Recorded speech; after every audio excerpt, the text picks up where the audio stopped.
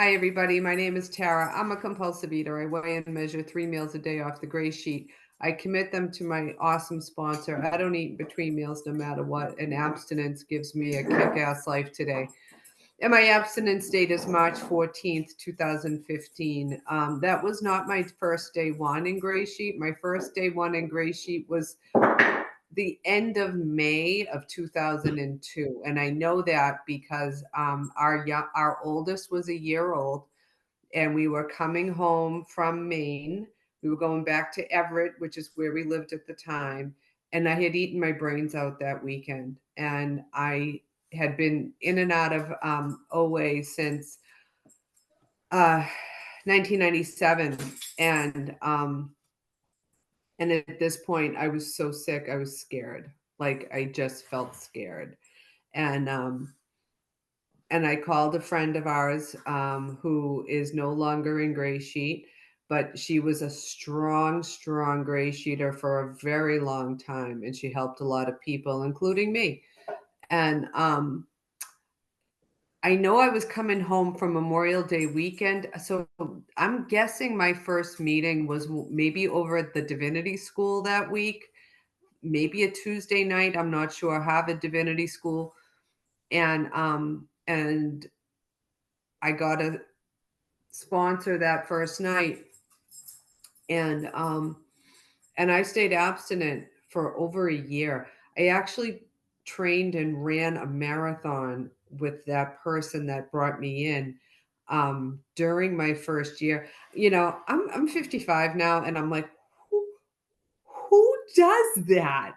Like, who has a 1 year old is getting abstinent again, is working full time, has two stepchildren, a husband, so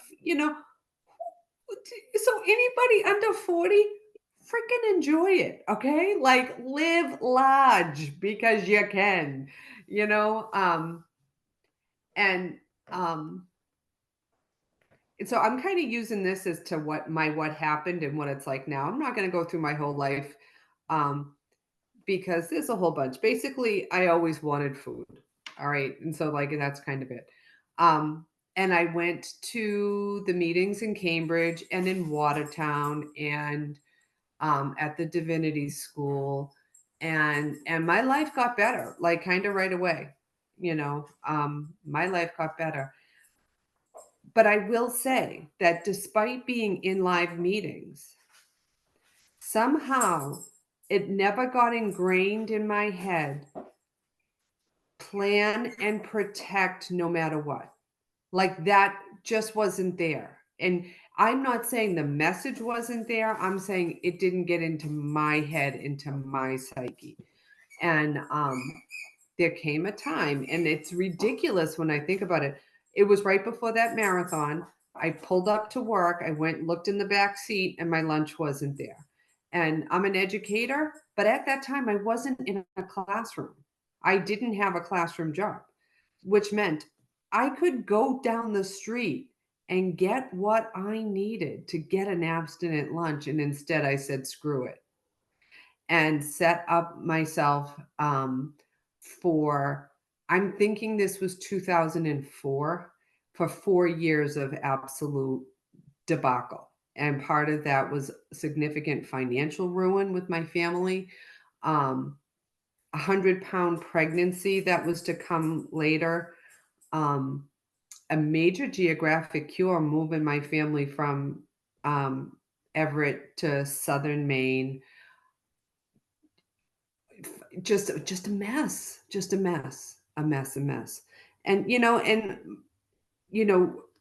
Joey and I, we kind of sink or swim together at that point, and I'm putting on 100 pounds in my pregnancy, and he's doing a great job along the way, having his own journey with his weight. But when I was in my 30s, he wasn't in his 30s. So we'll just put it that way. So the physical ramifications of it were coming along faster for him than they were for me. And he got to a point where the doctors were like, you need to have gastric bypass. And he said, oh, okay. And um I he did that, and he was starting to get himself approved for gastric bypass. And part of that ended up being that I had to go with him to a support group. And, we have a friend of ours who is one of my favorite people on the planet. And she had gastric bypass years ago, but she's also one of us. And, she has had so many physical problems. And one of the things I learned in that meeting when I went that day is that you have 18 months to lose the weight, and then your body figures out what's going on and you're screwed. That's my summary of what I heard that day. I left that meeting and I said, okay, God, you got to help me help him. I don't know what to do, God. It's between you and me, and I'm scared. And God's answer was to get me gray sheet abstinent. Because in that journey, back in Cambridge and Watertown and that type of thing, I had gotten on the gray net, and I would subscribe and unsubscribe to the gray net multiple times. And this one day I got on my email, and this woman who on the outside had everything I wanted was available to sponsor at a time that worked for me. And I had no plans to get abstinent that day. Let me assure you, it was the day of our daughter's 7th birthday party. I had 26, 7, 8 year olds coming to my house for, round Italian things and birthday things and frozen things. And there I am eating my weighed and measured dinner. And one of the moms looked at me and said, why don't you start tomorrow? And I knew at that point that tomorrow might never come. And that just hit me hard. And I got abstinent. And, God's answer for Joe was 11 years later. And through that time, I weighed and measured in many different situations. In 2014, my only meetings were AA meetings, and I had no fellowship around the food. None. I had no gray sheet fellowship.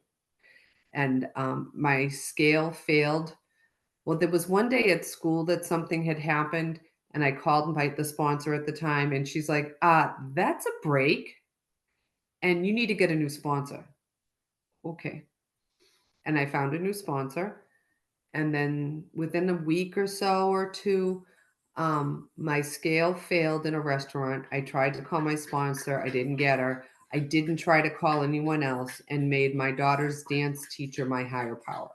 I was more concerned about what she thought of me than about my abstinence. But here's the thing, that marathon I told you about, one of the things they tell you when you're running a marathon is that you do not change what you're eating right before you run, because your stomach will just get all screwed up. And I will not get into particulars in a public forum, but anybody who's curious, you can ask me what happens when you do change your food prior to that type of event. And I had the foresight enough to know that I was many years older at that point than I had been so I think it was 10 years had passed from that marathon to that second break. And I knew that if I put other stuff in my system, my stomach was not going to like it.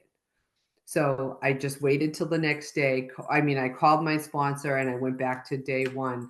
But I haven't put anything in my body that's not on the gray sheet since that May of 2008 when I came back.